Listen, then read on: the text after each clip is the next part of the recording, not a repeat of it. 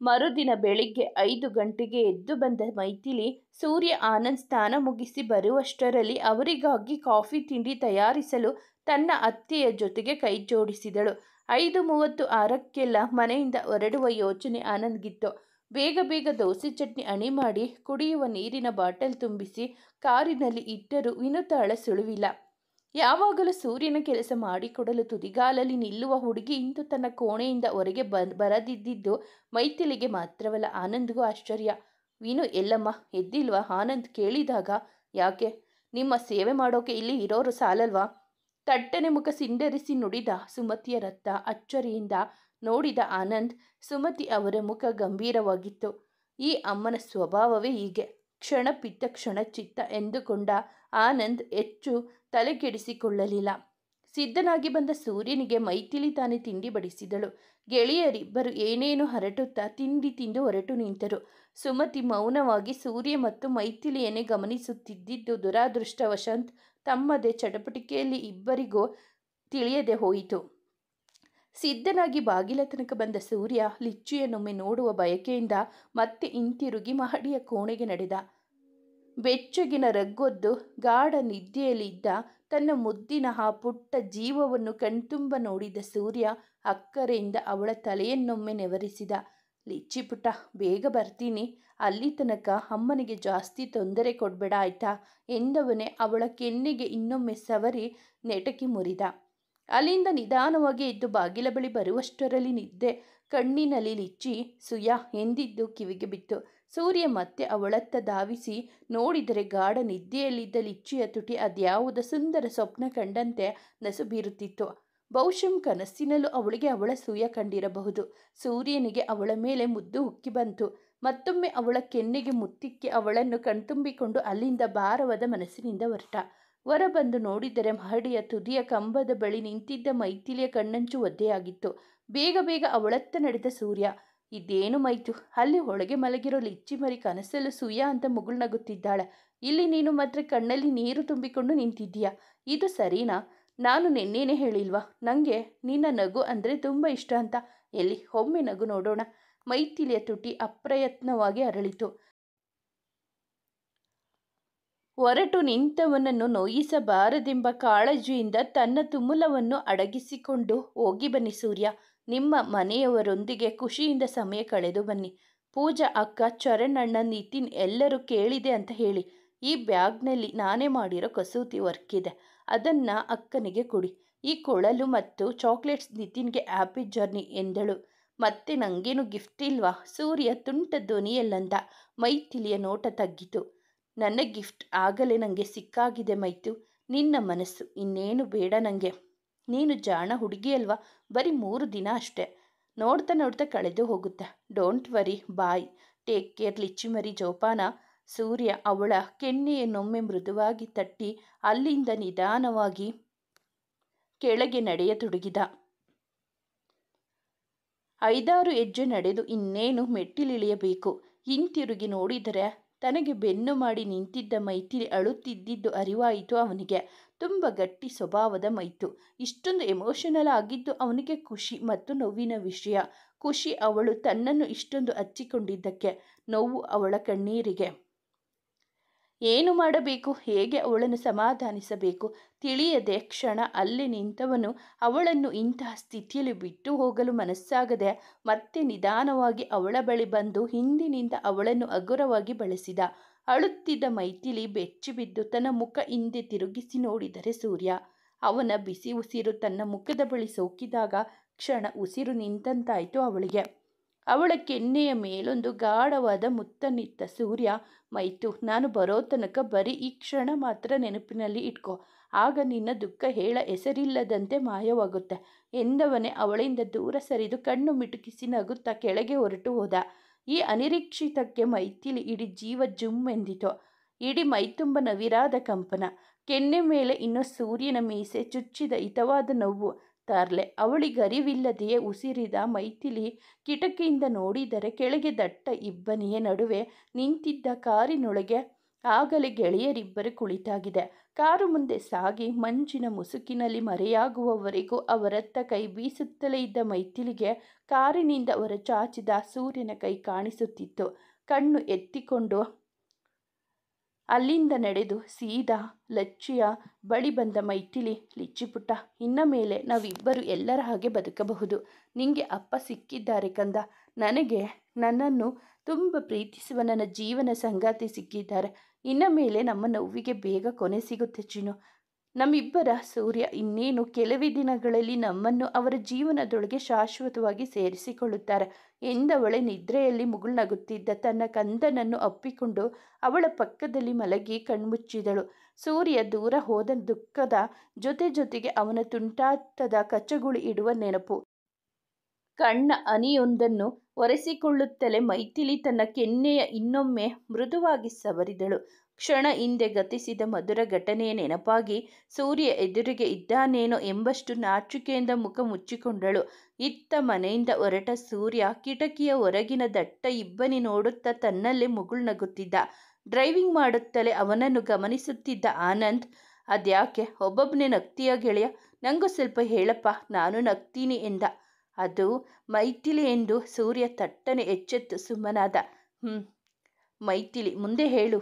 ಹೋಗೋ, ಏನಿಲ್ಲ, ಏನೋ ನೆನಪಾಯಿತು ಅಷ್ಟೇ ಎಂದವನೇ ಸೂರ್ಯ ವಿಷಯ ಬದಲಿಸಲು ಏನೇನೋ ಹರಟತೊಡಗಿದ. ಆನಂದ್ ಮನದಲ್ಲಿ ಮುಸಿ ನಗುತ್ತಾ ಸುಮ್ಮನಾದ. ಇಡೀ ಪಯಣದುದ್ದಕ್ಕೂ ಲಿಚ್ಚಿ ಮತ್ತು ಮೈಥಿಲಿಯನ್ನು ತನ್ನೊಂದಿಗೆ ಇದ್ದಂತೆ ಭಾವಿಸಿಕೊಂಡು ಸಾಗಿದ ಸೂರ್ಯ ಮಧ್ಯಾಹ್ನದ ವೇಳೆಗೆ ಮನೆ ತಲುಪುತ್ತಿದ್ದಂತೆ ಉಲ್ಲಾಸದ ಚಿಲುಮೆಯಾಗಿ ಖುಷಿಯಿಂದ ಆನಂದ್ನ ಸಮೇತ ಮನೆಯೊಳಗೆ ನಡೆದ. ಅದೇ ಹೊತ್ತಿಗೆ ಇತ್ತ ಎದೆಯೊಡೆದು ಹೋದಂತೆ ಹತ್ತು ಸುಸ್ತಾದ ಮೈಥಿಲಿ ತನ್ನ ಕೋಣೆಯಲ್ಲಿ ಮಂಚದಲ್ಲಿ ನಿತ್ರಾಣವಾಗಿ ಮಲಗಿದ್ದಳು.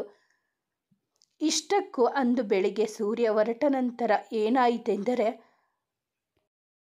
ಬೆಳಿಗ್ಗೆ ಸೂರ್ಯ ಹೊರಟು ಹೋದ ಸ್ವಲ್ಪ ಸಮಯದ ನಂತರ ಮೈಥಿಲಿ ಲಿಚ್ಚಿಯ ಸಮೇತ ಕೆಳಗಿಳಿದು ಬಂದಾಗ ಅಜಾರದಲ್ಲಿ ಹುರಿಮುಖ ಮಾಡಿಕೊಂಡು ಕುಳಿತಿದ್ದ ವಿನು ಮೈಥಿಲಿಯತ್ತ ಸುಡುವ ದೃಷ್ಟಿಯೊಂದನ್ನು ತೂರಿದಳು. ಅರೆ, ಇವಳಿಗೆ ಏನಾಯ್ತು? ಮನದಲ್ಲಿ ಯೋಚಿಸುತ್ತಾ ಬಾತ್ರೂಮಿಗೆ ನಡೆದ ಮೈಥಿಲಿ ಲಿಚ್ಚಿಗೆ ಬ್ರಷ್, ಸ್ನಾನ ಮಾಡಿಸಿ ತಾನು ಸ್ನಾನ ಮುಗಿಸಿ ಬಂದು ದೇವರ ಪೂಜೆಗೆ ಹೂ ಕಿತ್ತು ಮಾವನಿಗೆ ಪೂಜೆಗೆ ಬೇಕಾದ ಸಾಮಗ್ರಿಗಳನ್ನು ಹಣಿ ಮಾಡಿಟ್ಟು ಸೀದಾ ತನ್ನ ಕೋಣೆಗೆ ನಡೆದಳು. ಯೂನಿಫಾರ್ಮ್ ತೊಡಿಸುತ್ತಿದ್ದಂತೆ ಸೂರ್ಯನನ್ನು ಎಬ್ಬಿಸಬೇಕೆಂಬ ನೆನಪಾಗಿ ಲಿಚ್ಚಿ ಮಂಚದಿಂದ ಇಳಿದು ಓಡತೊಡಗಿದಾಗ ಮೈಥಿಲಿ ಅವಳನ್ನು ಅಪ್ಪಿಕೊಂಡು, ನಿನ್ನ ಸುಯ ಮೈಸೂರಿಗೆ ಹೋಗಿದ್ದಾರಲ್ವ, ಮರೆತು ಹೋಯಿತಾ? ಬೇಜಾರು ಮಾಡ್ಕೊಂಬೇಡ ಕಂದ, ಇನ್ನೆರಡು ದಿನದಲ್ಲಿ ಬರ್ತಾರೆ. ಆಮೇಲೆ ನಮ್ಮನ್ನು ಬಿಟ್ಟು ಎಲ್ಲೂ ಹೋಗಲ್ಲ. ನೀನು ಜಾಣ ಮರಿ ಅಲ್ವಾ, ಹಠ ಮಾಡಬಾರ್ದು ಎಂದಳು. ಲಿಚ್ಚಿಗೆ ಏನು ಅರ್ಥವಾಯಿತು ತಿಳಿಯದು. ಮುಖ ಸಪ್ಪಗಾದರಂತೂ ಆ ಕ್ಷಣಕ್ಕೆ ಅವಳ ರಾಗ ನಿಂತಿತು. ಹಚ್ಚಹಸಿರು ಬಣ್ಣದ ಕಾಟನ್ ಸೀರೆ ಉಟ್ಟ ಮೈಥಿಲಿ ಕನ್ನಡಿ ನೋಡಿ ತನ್ನ ನೀಳ ಜಡೆ ಹೆಣೆದು ಕೊಳ್ಳುತ್ತಿದ್ದಾಗ ವಾರದ ಹಿಂದಷ್ಟೇ ಮೈಥಿಲಿ, ಈ ಹಸಿರು ಬಣ್ಣ ನಿಂಗೆ ಎಷ್ಟು ಚೆನ್ನಾಗಿ ಸೂಟ್ ಆಗುತ್ತೆ, ಬ್ಯೂಟಿಫುಲ್ ಎಂಬ ಸೂರ್ಯನ ಮಾತು ನೆನಪಾಯಿತು. ತನ್ನ ಜಡೆಯಂತೂ ಅವನಿಗೆ ಅಚ್ಚುಮೆಚ್ಚು. ಅವಕಾಶ ಸಿಕ್ಕಾಗಲೆಲ್ಲ ಅದನ್ನು ಎಳೆಯುವ ಕೆಲಸ ಮಾಡದೆ ಬಿಡಲಾರ. ನೆನಪುಗಳೊಂದಿಗೆ ಅವಳ ಕೆನ್ನೆಯಲ್ಲೆರಡು ಕೆಂದಾವರೆ ಅರಳಿತು. ಬೇಗ ಸಿದ್ಧಳಾಗಿ ಕೆಳಗಿಳಿದು ಬರುತ್ತಿದ್ದಂತೆ ಆಗಲೇ ಸಿದ್ಧರಾಗಿ ಅಂಗಳದಲ್ಲಿ ನಿಂತಿದ್ದ ಮಾವ ಗಿರಿಯನ್ನು ಕುರಿತು, ಗಿರಿ, ಮಧ್ಯಾಹ್ನ ನನಗೆ ಊಟ ತಗೊಂಡು ಬಾ, ಇವತ್ತು ಕೆಳಗಿನ ತೋಟದಲ್ಲಿ ಅಡಿಕೆ ಗೊನೆ ತೆಗೀತಿದ್ದಾರೆ, ನಾನಲ್ಲಿ ಇರ್ತೀನಿ ಎನ್ನುತ್ತಿದ್ದಿದ್ದು ಕಿವಿಗೆ ಬಿತ್ತು. 5 ನಿಮಿಷದಲ್ಲಿ ಅವರು ಬೈಕೇರಿ ಹೊರಟಿದ್ದು ಆಯಿತು. ಶಾಲೆಗೆ ತಡವಾಯಿತೆಂದು ಮೈಥಿಲಿ ಬೇಗ ಲಿಚ್ಚಿಗೆ ತಿಂಡಿ ತಿನ್ನಿಸಿ ಇನ್ನೇನು ತನ್ನ ತಿಂಡಿ ಮುಗಿಸಬೇಕು. ಮೈಥಿಲಿ ಶಾಲೆಗೆ ಫೋನ್ ಮಾಡಿ ಇವತ್ತು ರಜೆ ಬೇಕು ಅಂತ ಹೇಳು, ಸುಮತಿ ಅವರ ಗಡಸು ಧ್ವನಿ ಕೇಳಿಸಿತು. ಯಾಕತ್ತೆ, ಇವತ್ತು ರಜೆ ಯಾಕೆ? ಮೈಥಿಲಿ ಅಚ್ಚರಿಯಿಂದ ಕೇಳಿದರೆ, ಅಧಿಕ ಪ್ರಸಂಗ ಮಾಡಬೇಡ, ಹೇಳಿದಷ್ಟು ಮಾಡು. ಸುಮತಿ ಅವರ ಧ್ವನಿಯಲ್ಲಿ ಇದ್ದ ಕಹಿ ಮೈಥಿಲಿಯನ್ನು ಸಣ್ಣಗೆ ನಡುಗುವಂತೆ ಮಾಡಿತು. ಏನು ಹೇಳದೆ ಕೈ ತೊಳೆದು ಬಂದವಳೆ ಹೆಡ್ ಮೇಡಮ್ ವೀಣಾ ಅವರಿಗೆ ಕರೆ ಮಾಡಿ ತಾನಿಂದು ಬರಲಾಗದು ಎಂದು ವಿಷಯ ತಿಳಿಸಿದಳು. ದೇವಮ್ಮ ಲಿಚ್ಚಿನ ಹೊರಗೆ ಕರ್ಕೊಂಡು ಹೋಗಿ, ಸುಮತಿ ಅವರ ಇನ್ನೊಂದು ಆದೇಶ.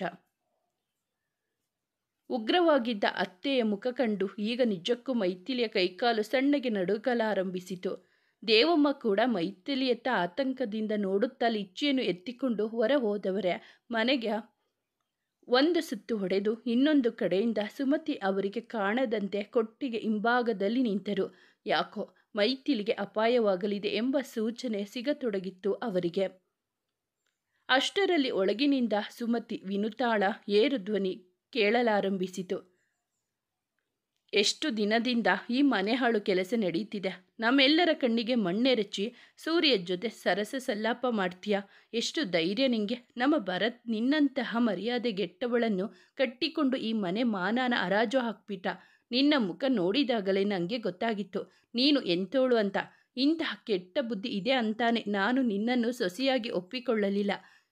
ಇದ್ದಕ್ಕಿದ್ದಂತೆ ಬಂದಿರಗಿದ ಸುಮತಿ ಅವರ ವಾಗ್ದಾಳಿಗೆ ಮೈಥಿಲಿ ನಡುಗಿ ಹೋದಳು. ಅತ್ತೆ, ಅದು ಸೂರ್ಯ ನನ್ನನ್ನ ಬಾಯಿ ಮುಚ್ಚು ಹಾಳಾದವಳೆ. ನನ್ನ ಅಣ್ಣನ ಮಗಳು ಪಲ್ಲವಿ ಮದುವೆ ಆಗಬೇಕಾಗಿದ್ದ ಭರತ್ನನ್ನು ನೀನು ಬುಟ್ಟಿಗೆ ಹಾಕೊಂಡೆ. ಭರತ್ ಸಿಗ್ಲಿಲ್ಲ ಅಂತ ಕೊರಗಿ ಆ ಮಗು ಅದೆಷ್ಟು ಕಣ್ಣೀರು ಹಾಕಿತ್ತು. ನನ್ನ ತವರಿನ ಕುಡಿ ನನ್ನ ಸೊಸೆಯಾಗಲಿಲ್ವಲ್ಲ ಅಂತ ನಾನು ಕೊರಗುತ್ತಿದ್ದೆ. ಅದರ ಶಾಪ ನಿಂಗೆ ತಟ್ಟದೆ ಬಿಡ್ತಾ 2 ವರ್ಷಕ್ಕೆ ನಿಂಗೆ ಈ ಗತಿ ಬಂತು. ಈಗ ನನ್ನ ವಿನುಗಾಗಿ ನಾನು ಹುಡುಕಿರೋ ಹುಡುಗನನ್ನ ನಿನ್ನ ತಳುಕು ಬೆಳಕು ತೋರಿಸಿ ಮರಳು ಮಾಡಿದ್ದೀಯ. ಅವನ ಮೇಲೆ ಜೀವಾನ ಇಟ್ಕೊಂಡು ಕಾಯ್ತಿರುವ ಮದುವೆ ವಯಸ್ಸಿಗೆ ಬಂದಿರೋ ನನ್ನ ವಿನುನ ಬಿಟ್ಟು ವಿಧವೆ ಒಂದು ಮಗುವಿನ ತಾಯಿಯಾಗಿರೋ ನಿನ್ನ ಹಿಂದೆ ಅವನು ಬಿದ್ದಿದ್ದಾನೆ ಅಂದರೆ ನೀನು ಅವನಿಗೆ ಅದೇನು ಮಂಕುಬೂದಿ ಎರಚಿರಬೇಕು. ನಿನ್ನೆ ರಾತ್ರಿ ಮನೆಯಲ್ಲಿ ಇಷ್ಟು ಜನ ಇರೋವಾಗಲೇ ಅವನ ಮೈಗೆ ಹೊರಗೆ ನಿಂತೋಳು ಇನ್ನು ನಾವ್ಯಾರೂ ಇಲ್ಲದಿದ್ದಾಗ ಅದೇನೇನು ಅಸಹ್ಯದ ಕೆಲಸ ಮಾಡಿದ್ದೀಯೋ ಏನು ಹಾಗೆ ಕಣ್ಣು ಬಿಟ್ಟು ನೋಡ್ತಿದ್ದೀಯಾ? ರಾತ್ರಿ ವಿನು ನಿನ್ನ ನವರಂಗಿ ಆಟನ ಕಣ್ಣಾರೆ ನೋಡಿದ್ದಾಳೆ. ನನಗೆ ಬಂದಿದ್ದ ಕೋಪಕ್ಕೆ ಆಗಲೇ ನಿನ್ನ ಕಪಾಳಕ್ಕೆ 4 ಬಿಗಿಬೇಕು ಅನಿಸಿತು. ಸೂರ್ಯ ಎದುರಿಗೆ ಇದೆಲ್ಲ ಬೇಡ ಅಂತ ಬಾಯಿ ಮುಚ್ಚಿಕೊಂಡಿದ್ದೆ. ನನಗೆ ಮೊದಲಿಂದಲೂ ಅನುಮಾನ ಇತ್ತು, ಈ ಸೂರ್ಯ ಇಷ್ಟು ಮುದ್ದಾಗಿರೋ ನನ್ನ ಮಗಳನ್ನು ಬಿಟ್ಟು ನಿನ್ನ ಕಡೆನೇ ಯಾಕೆ ಕದ್ದು ಮುಚ್ಚಿ ನೋಡ್ತಿದ್ದಾನೆ ಅಂತ. ಅವನೇನೋ ಹುಡುಗ ಬುದ್ಧಿಯವನು, ಆದರೆ ನಿಂಗೇನು ಬಂದಿದೆ ರೋಗ? ಅಂತಹ ಹುಡುಗನ ಮೇಲೆ ಕಣ್ಣು ಹಾಕಿ ನಮ್ಮ ಮನೆ ಮರ್ಯಾದೆ ತೆಗೆಯೋ ಯೋಚನೆ ಮಾಡಿದ್ಯಾ? ಅದಕ್ಕೆ ಏನೇನು ನೆಪ ಹೇಳಿ ಅವನನ್ನು ಉಡುಪಿಗೆ ಕರ್ಕೊಂಡು ಹೋಗಿದ್ಯಾ? ಇದೆಲ್ಲದಕ್ಕೂ ಆ ಆನಂದ್ ಕುಮ್ಮಕ್ಕು ಬೇರೆ ಇರಬೇಕು. ಅವನನ್ನು ಕೂಡ ಅದೇನು ಮಂತ್ರ ಮಾಡಿ ವಶಕ್ಕೆ ಪಟ್ಕೊಂಡಿದ್ಯೋ? ಮೈಥಿಲಿ ತತ್ತರಿಸಿ ಹೋದಳು. ತನ್ನ ಸೂರ್ಯನ ನಡುವಿನ ಪವಿತ್ರ ಬಂಧವನ್ನು ಅತ್ತೆ ಇಷ್ಟು ಕೆಳಮಟ್ಟಕ್ಕೆ ಇಳಿಸಿದ್ದು ಅವಳಿಂದ ಸಹಿಸಲಾಗಲಿಲ್ಲ. ಬಿಕ್ಕಿ ಬಿಕ್ಕಿ ಅಳುತ್ತಲೇ, ಅತ್ತೆ, ನೀವು ಅಂದುಕೊಂಡ ಹಾಗೆ ನನ್ನ ಸೂರ್ಯ ಮಧ್ಯೆ ಯಾವುದೇ ಕೆಟ್ಟ ಸಂಬಂಧ ಇಲ್ಲ. ಅವರು ನನ್ನನ್ನು ನಿಜವಾಗಿ ಪ್ರೀತಿಸುತ್ತಿದ್ದಾರೆ. ನನ್ನನ್ನು ಮದುವೆ ಆಗ್ತೀನಿ ಅಂದಿದ್ದಾರೆ. ಯಾಕಂದರೆ ಅವರಿಗೆ ಆಗಲೇ ಮದುವೆ. ಮೈಥಿಲಿಯ ಮಾತು ಪೂರ್ಣವಾಗುವ ಮುನ್ನವೇ ಸುಮತಿ ಗಹಗಹಿಸಿ ನಗಲಾರಂಭಿಸಿದರು. ಮದುವೆ? ಇನ್ನು ಎಷ್ಟು ಮದುವೆ ಆಗೋಕ್ಕಿದೆ ನಿಂಗೆ ಮೈಥಿಲಿ? ಗಂಡ ಸತ್ತು ಇನ್ನು 3 ವರ್ಷ ಆಗಿಲ್ಲ, ಆಗಲೇ ಇನ್ನೊಂದು ಮದುವೆ ಬೇಕಾ ನಿಂಗೆ? ಆದರೂ ನಿನ್ನ ಪ್ರತಿಭೆಯನ್ನು ಮೆಚ್ಚಲೇಬೇಕು. ಮದುವೆನೇ ಬೇಡ ಅಂತಿದ್ದ ಭರತ್ ನಿನ್ನನ್ನು ದಿಢೀರನೆ ಅಂತ ಕಟ್ಟಿಕೊಂಡು ಬಂದು ಇವಳೇ ನನ್ನ ಹೆಂಡತಿ ಎಂದ. ಯಾವತ್ತೂ ನನಗೆ ಹೆದರು ಮಾತನಾಡದೇ ಇದ್ದೋನು ನಿನ್ನ ಕಾರಣಕ್ಕೆ ನನಗೆ ಅವಮಾನ ಮಾಡಿದ. ಈಗ ನಮ್ಮ ಮನೆ ಅಳಿಯ ಆಗಬೇಕಿರೋ ಸೂರ್ಯನ ಮಳ್ಳಿ ಆಗಿದ್ದು ಒಳಗೊಳಗೆ ಏನೋ ಪಿತ್ತೂರು ಮಾಡಿ ಬುಟ್ಟಿಗೆ ಹಾಕ್ಕೊಂಡಿದ್ದೀಯ. ನಿನ್ನಂಥವಳನ್ನು ಮದುವೆ ಆಗ್ತೀನಿ ಅಂತಿದ್ದಾನೆ ಅಂದರೆ ನೀನು ಏನೋ ಗನಂದಾರಿ ಸಾಹಸನೆ ಮಾಡಿರಬೇಕು. ಆದರೆ ನೆನ್ಪಿಟ್ಕೊ, ಈ ಬಾರಿ ನಿನ್ನ ಆಟ ನಡೆಯೋಕೆ ನಾನು ಬಿಡಲ್ಲ. ನನ್ನ ಅಣ್ಣನ ಮಗಳ ಜೀವನ ನೀನು ಹಾಳು ಮಾಡಿದ್ದೆ ಸಾಕು. ಈಗ ವಿನು ಜೀವನ ಹಾಳಾಗೋಕೆ ನಾನು ಬಿಡೋದಿಲ್ಲ. ಏನೇ ಆದರೂ ನಾನು ವಿನು ಸೂರ್ಯ ಮದುವೆ ಮಾಡಿಸಿದ್ದ. ನೀನೇನಾದರೂ ಅಡ್ಡ ಬಂದಿಯೋ ಪರಿಣಾಮ ನೆಟ್ಟಗಿರಲ್ಲ. ವಿನು ಮದುವೆ ಆಗದೆ ಆನಂದ್ ಮದುವೆ ಆಗಲ್ಲ. ವಿನು ಸೂರ್ಯ ಅಲ್ಲದೆ ಬೇರೆ ಯಾರನ್ನೂ ಮದುವೆ ಆಗಲ್ಲ. ಈಗ ನೀನೇನಾದರೂ ಸೂರ್ಯನ ವಿಷಯದಲ್ಲಿ ಹಿಂದೆ ಸರಿಲಿಲ್ಲವೋ ನನ್ನ ಮಕ್ಕಳಿಬ್ಬರು ಇಡೀ ಜೀವನ ಮದುವೆ ಇಲ್ಲದೆ ಕೊರಗಬೇಕಾಗುತ್ತೆ. ಅದಕ್ಕೆ ನೇರವಾಗಿ ನೀನೇ ಕಾರಣವಾಗ್ತೀಯ. ಅಷ್ಟೇ ಅಲ್ಲ, ಅವತ್ತು ನಿನ್ನಿಂದಾಗಿ ಪಲ್ಲವಿ ಅದೆಷ್ಟು ಕಣ್ಣೀರು ಹಾಕಿದ್ಲು. ಅದೇ ಕಾರಣಕ್ಕೆ ನಾನು ಕೂಡ ನಿನ್ನನ್ನು ಕ್ಷಮಿಸಲಿಲ್ಲ. ಅದರ ಪರಿಣಾಮ ಅಷ್ಟು ಆರೋಗ್ಯವಾಗಿದ್ದ ಭರತ್ ಎಲ್ಲರಿಂದ ದೂರ ಆದ. ಹಿರಿಯರ ಶಾಪ ಅಂದರೆ ಏನು ಅಂದುಕೊಂಡಿದ್ದೀಯಾ? ಈಗ ಸೂರ್ಯನಿಗೂ ಅದೇ ಸ್ಥಿತಿ ಬರಬೇಕಾ? ವಿನು, ನನ್ನ ಕಣ್ಣೀರಿನ ಶಾಪ ನಿನ್ನನ್ನು ಸುಮ್ಮನೆ ಬಿಡಲ್ಲ ಮೈಥಿಲಿ. ಇದೆಲ್ಲ ಬಿಟ್ಟು ದೂರ ಹೊರಟು ಹೋಗು. ವಿನು ವಿಷಯದಲ್ಲಿ ಸೂರ್ಯನನ್ನು ಒಪ್ಪಿಸೋ ಜವಾಬ್ದಾರಿ ನಂದು. ನೀನು ಅವನ ಕಣ್ಣಿಂದ ದೂರ ಆದರೆ ಅವನ ಕಣ್ಣಿಗೆ ಕಟ್ಟಿರೋ ಪಟ್ಟಿ ತಾನಾಗೆ ಬಿಚ್ಚಿಕೊಳ್ಳುತ್ತೆ. ನನ್ನ ಮನೆಯ ಖುಷಿಗೆ ಅಡ್ಡಗಾಲು ಹಾಕದೆ ಮರ್ಯಾದೆಯಿಂದ ದೂರ ಹೋಗು. ಇಲ್ಲ ಅಂದರೆ ನಾನು ಇನ್ನೂ ಕೆಟ್ಟವಳಾಗಬೇಕಾಗುತ್ತೆ, ನೆನಪಿಟ್ಕೊ. ಸುಮತಿ ಕಾಲಪ್ಪಳಿಸುತ್ತಾ ಅಲ್ಲಿಂದ ನಡೆದರೆ ಮೈಥಿಲಿಯತ್ತ ತಿರಸ್ಕಾರದಿಂದ ನೋಡಿದ ವಿನುತಾ ತನ್ನ ಅಮ್ಮನನ್ನು ಹಿಂಬಾಲಿಸಿದಳು. ಮೈಥಿಲಿಯ ಹೃದಯ ಛಿದ್ರವಾಗಿ ಹೋಗಿತ್ತು. ನಡುಗುವ ಶರೀರವನ್ನು ಎಳೆದುಕೊಂಡು ಹೇಗೋ ತನ್ನ ಕೋಣೆ ಸೇರಿದ ಮೈಥಿಲಿಗೆ ತನ್ನ ಜೀವ ಸ್ಥೀಮಿತ ಕಳೆದುಕೊಂಡಂತೆ ಭಾಸವಾಗತೊಡಗಿತು. ಈಗ ಕ್ಷಣಕಾಲದ ಹಿಂದೆ ಹಸಿರಿನಿಂದ ಕಂಗೊಳಿಸುತ್ತಿದ್ದ ಅವಳ ಮನಸ್ಸನ್ನು ಸುಮತಿ ಅವರ ಮಾತಿನ ವಿಷಯ ಸುಟ್ಟು ಕರಕಲಾಗಿಸಿತ್ತು. ಅದೆಷ್ಟು ಕಠಿಣವಾದ ಮಾತಿನ ಪ್ರಹಾರ! ನಿಜಕ್ಕೂ ಭರತ್ ಸಾವಿಗೆ ತಾನು ಕಾರಣಳೆ. ತನ್ನ ಮೇಲಿನ ಇವರ ಕೋಪ, ಅದರಿಂದಾಗಿ ಅವರ ಬಾಯಿಂದ ಹೊರಟ ಶಾಪ ಭರತ್ ಬದುಕನ್ನು ಸಮಾಪ್ತಿಗೊಳಿಸಿದೆ ಇರಲಾರದು. ಆದರೆ ಇತ್ತ ಸೂರ್ಯ ಬದುಕಲ್ಲೂ ಹಾಗೆ ಆಯ್ತಲ್ಲ. ಅವನ ತಾಯಿಯ ಕೋಪ, ಅವನ ದಾಕ್ಷಿಣ್ಯ ಪ್ರಾಣಕ್ಕೆ ಎರವಾಯ್ತಲ್ಲ. ಹಿರಿಯರ ಮನಸ್ಸಿನಿಂದ ಹೊರಟ ಆಶೀರ್ವಾದಕ್ಕೆ ಶಾಪಕ್ಕೆ ಅಷ್ಟೊಂದು ಶಕ್ತಿ ಇರೋದು ನಿಜವೇ? ಹೌದು ಎನ್ನುವ 2 ಉದಾಹರಣೆಗಳು ತನ್ನ ಮುಂದೆಯೇ ಇದೆಯಲ್ಲ. ಸೂರ್ಯನ ಇಂದಿನ ಜೀವನ ಅವನಿಗೆ ತನ್ನೆಡೆಗೆ ಒಲವು ಮೂಡಲು ಕಾರಣವನ್ನು ಹೇಳುವ ಅವಕಾಶವನ್ನು ಅತ್ತೆ ತನಗೆ ನೀಡಲೇ ಇಲ್ಲ. ಹೇಳಿದ್ದರೂ ಅದನ್ನು ಅವರು ಪರಿಗಣಿಸುತ್ತಿದ್ದರೆ. ಸೂರ್ಯ ಈಗ ಹೇಗಿದ್ದರೂ ಒಬ್ಬಂಟಿ. ಹಿಂದೊಮ್ಮೆ ಅವನಿಗೆ ಮದುವೆಯಾಗಿತ್ತು ಎಂಬುವುದು ಹೆಚ್ಚು ಪ್ರಾಮುಖ್ಯತೆ ಪಡೆಯಲಾರದು. ಗಂಡಿನ ವಿಷಯದಲ್ಲಿ ಅಂಥದ್ದೊಂದು ವಿನಾಯಿತಿ ಈ ಸಮಾಜ ಯಾವಾಗಲೂ ನೀಡುತ್ತೆ. ಈಗ ತಾನು ಸೂರ್ಯ ಬೇಕೇ ಬೇಕು ಎಂದು ಹೊರಟರೆ ಪರಿಣಾಮವೇನಾದೀತು? ಅತ್ತೆಯಂತೂ ಈ ಜನ್ಮದಲ್ಲಿ ಒಪ್ಪಲಾರರು. ಹಾಗೂ ಹಠ ಹಿಡಿದು ಅವನ ಕೈ ಹಿಡಿದರು. ಆ ಕೋಪವನ್ನು ಅತ್ತೆ ನನ್ನ ಪ್ರೀತಿಯ ಆನಂದ್ ಅಣ್ಣನ ಮೇಲೆ ತೀರಿಸಿಕೊಳ್ಳುತ್ತಾರೆ. ತನ್ನ ಈ 2ನೇ ಮದುವೆಗಾಗಿ ತನ್ನ ಪ್ರೀತಿಯ ಆನಂದಣ್ಣ ಇಡೀ ಜೀವನ ಮದುವೆ ಇಲ್ಲದೆ ಕಳೆಯಬೇಕಾ? ಸೂರ್ಯ, ನಾನು ಏನು ಮಾಡಲಿ? ನೀವು ಅಣ್ಣ ನನ್ನನ್ನು ಏಕೆ ಒಬ್ಬಂಟಿಯಾಗಿ ಬಿಟ್ಟು ಹೋದ್ರಿ? ಅತ್ತೆ ಆಡಿರೋ ಈ ಮಾತುಗಳನ್ನು ನಾನು ಹೇಗೆ ಸಹಿಸಲಿ ಸೂರ್ಯ? ನಿಮ್ಮ ಈ ಮಧುರ ಸಂಬಂಧವನ್ನು ಆರಾಧರ ಮಟ್ಟಿಗೆ ಇಳಿಸಿ ಬಿಟ್ಟಿದ್ದಾರೆ ನನ್ನ ಅತ್ತೆ. ಅಲ್ಲದೆ ಅವರ ಕೆಟ್ಟ ಮಾತಿನ ಪ್ರಕಾರ ನಿಮಗೆ ಏನಾದರೂ ಆದರೆ ಮೈಥಿಲಿ ದಿಕ್ಕನೆ ಎದ್ದು ನಿಂತಳು. ಆ ಚಳಿಗಾಲದಲ್ಲೂ ಅವಳ ಮೈ ಬೆವರಿ ಹೋಯಿತು. ಸ್ವಲ್ಪ ಹೊತ್ತಿನ ನಂತರ ಲಿಚ್ಚಿಯನ್ನು ಕರೆದುಕೊಂಡು ದೇವಮ್ಮ ಅವಳ ಬಳಿಗೆ ಬಂದಾಗ ಮೈಥಿಲಿ ಹತ್ತು ಬಾಡಿ ಬಸವಳಿದು ಮಂಚದಲ್ಲಿ ನಿತ್ರಾಣವಾಗಿ ಮಲಗಿದ್ದಳು. ಅವಳ ಬಳಿ ಬಂದ ದೇವಮ್ಮ ಅಕ್ಕರೆಯಿಂದ ಅವಳ ತಲೆಯ ಮೇಲೆ ಕೈಯಾಡಿಸಿದರು. ಸ್ವಲ್ಪ ಹೊತ್ತಿನ ಹಿಂದೆ ಸುಮತಿ ಅವರ ಪ್ರತಿ ಮಾತು ಅವರ ಕಿವಿಗೆ ಬಿದ್ದಿತು. ಸೂರ್ಯನಂತಹ ಹುಡುಗ ಮೈಥಿಲಿಯ ಕೈ ಹಿಡಿದು ಅವಳನ್ನು ಈ ನೋವಿನ ಕೂಪದಿಂದ ಪಾರು ಮಾಡುವ ಒಂದು ಅವಕಾಶವನ್ನು ಸುಮತಿ ಇಷ್ಟು ಒರಟುತನದಿಂದ ಕಿತ್ತುಕೊಂಡಿದ್ದು ಕಂಡು ಅವರಿಗೆ ಆಘಾತವಾಗಿತ್ತು. ಒಬ್ಬ ಹೆಣ್ಣು ಇಷ್ಟೊಂದು ಸ್ವಾರ್ಥಿಯಾಗಲು ಸಾಧ್ಯವೇ? ತನ್ನ ಚಿಕ್ಕ ವಯಸ್ಸಿನ ಸೊಸೆಗೆ ಒಂದು ಹೊಸ ಜೀವನ ಸಿಗುವುದರಲ್ಲಿ ಇದ್ದಾಗ ಅದನ್ನು ತನ್ನ ಮಗಳಿಗಾಗಿ ಕಿತ್ತುಕೊಂಡು ಮೈಥಿಲಿಯ ಕೈಯನ್ನು ಬರಿದಾಗಿಸಿ ಬಿಟ್ಟರಲ್ಲ.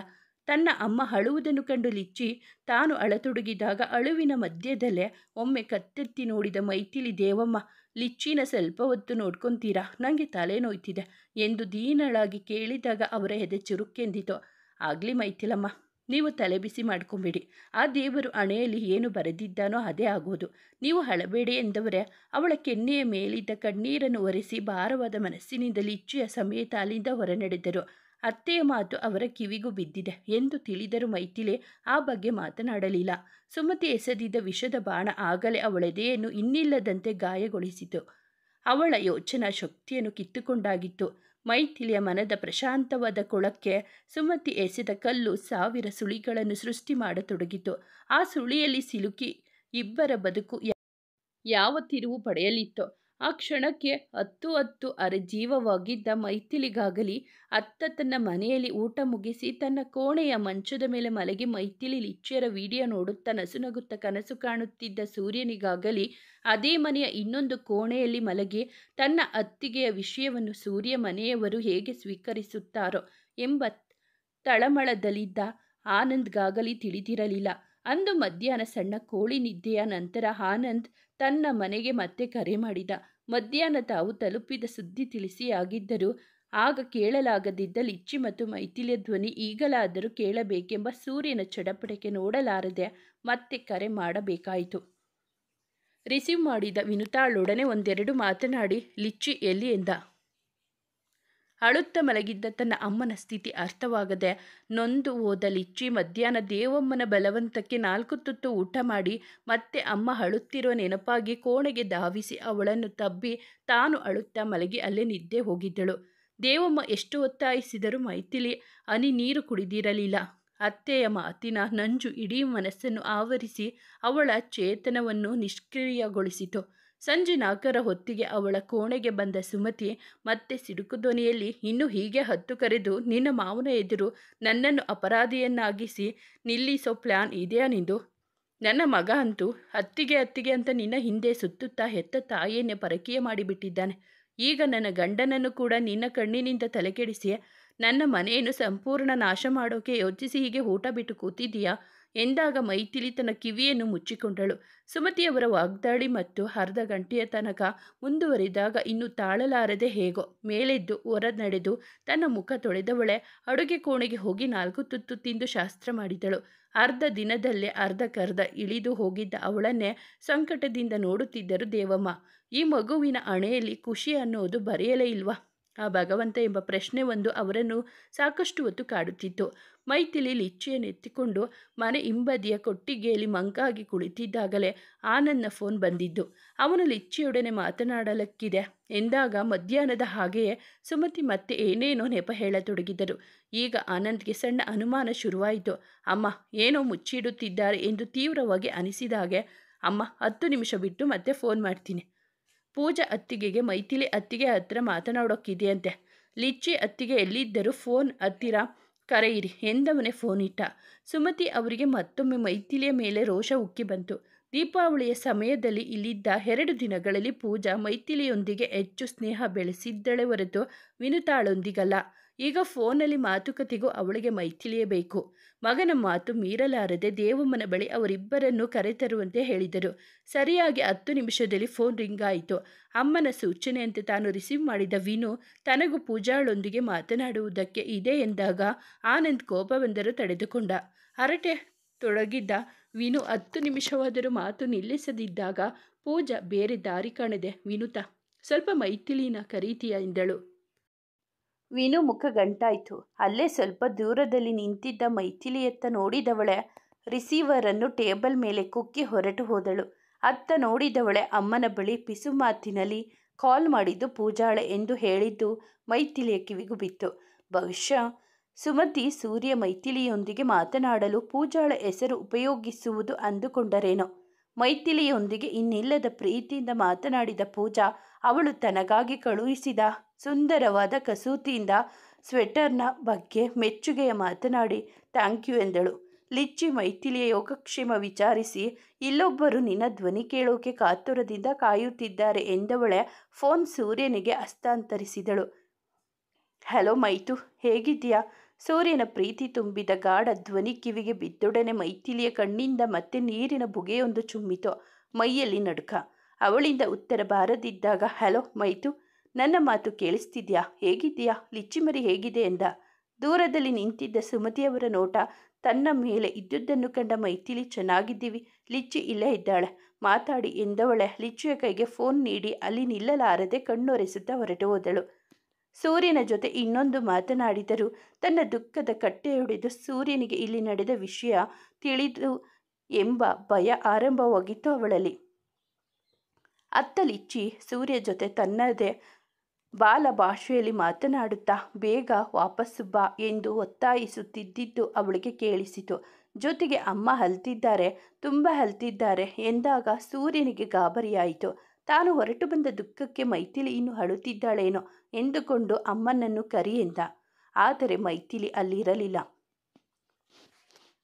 ಇದನ್ನೆಲ್ಲ ನೋಡುತ್ತಿದ್ದ ಸುಮತಿ ಲಿಚ್ಚಿಯ ಕೈಯಿಂದ ರಿಸೀವರ್ ಕಿತ್ತುಕೊಂಡು ಸೂರ್ಯ ಹೇಗಿದ್ದೀಯಪ್ಪ, ಮನೆಯಲ್ಲೆಲ್ಲ ಆರಾಮ ಎಂದು ದೇಶಾವರಿ ನಗೆ ಬೀರುತ್ತಾ ವಿಷಯಾಂತರ ಮಾಡಿಬಿಟ್ಟರು. ಸೂರ್ಯ ಪೆಚ್ಚಾದ. ಬಹುಶಃ ಸುಮತಿ ಎದುರಿಗಿದ್ದುದರಿಂದ ಮೈತು ತನ್ನೊಂದಿಗೆ ಮಾತನಾಡಲಿಲ್ಲವೇನೋ ಎಂದುಕೊಂಡನಾದರೂ ಲಿಚ್ಚಿ ಹೇಳಿದ್ದು ಅಮ್ಮ ಅಳ್ತಿದ್ದಾರೆ, ತುಂಬ ಅಳ್ತಿದ್ದಾರೆ ಎಂಬ ಮಾತು ಅವನನ್ನು ಕಾಡತೊಡಗಿತು. ಆದರೆ ನೀನು ಅಲ್ಲಿಂದ ಹೊರಟ ಬೇಜಾರಿಗೆ ಅತ್ತಿಗೆ ಹತ್ತಿರಬಹುದು ಎಂದು ಆನಂದ್ ಅವನನ್ನು ಸಮಾಧಾನ ಮಾಡಿದ. ಅಂದಿನ ಸಂಜೆಯ ಸೂರ್ಯಾಸ್ತ ಮೈಥಿಲಿಯ ಪಾಲಿಗೆ ಅವಳ ಖುಷಿಯನ್ನು ಕಿತ್ತುಕೊಂಡ ಕಹಿ ನೆನಪು ಕೊಟ್ಟರೆ, ಸೂರ್ಯನಿಗೆ ಒಲವು ಆರಂಭವಾದ ನಂತರ ತನ್ನ ಪ್ರೀತಿಯ ಜೀವಗಳಿಂದ ದೂರಾಗಿ ಕಂಡ ಮೊದಲ ಸೂರ್ಯಾಸ್ತವಾಯಿತು. ಮುಂದುವರೆಯುವುದು. ಸ್ನೇಹಿತರೆ, ಈ ಕತೆ ನಿಮಗೆ ಇಷ್ಟವಾಗಿದ್ದರೆ ದಯವಿಟ್ಟು ಒಂದು ಲೈಕ್ ಮಾಡಿ, ನಮ್ಮ ಚಾನಲನ್ನು ಸಬ್ಸ್ಕ್ರೈಬ್ ಆಗಿ, ಪಕ್ಕದಲ್ಲಿರುವ ಬೆಲ್ ಬಟನ್ ಕ್ಲಿಕ್ ಮಾಡಿ, ನಿಮ್ಮ ಫ್ರೆಂಡ್ಸ್ ಆ್ಯಂಡ್ ಫ್ಯಾಮಿಲಿಗೆ ಕಥೆಯನ್ನು ಶೇರ್ ಮಾಡಿ, ನಿಮ್ಮ ಅನಿಸಿಕೆ ಅಭಿಪ್ರಾಯವನ್ನು ಕಾಮೆಂಟಲ್ಲಿ ತಿಳಿಸಿ. ಕಥೆಯನ್ನು ಕೇಳಿದ್ದಕ್ಕಾಗಿ ಧನ್ಯವಾದಗಳು.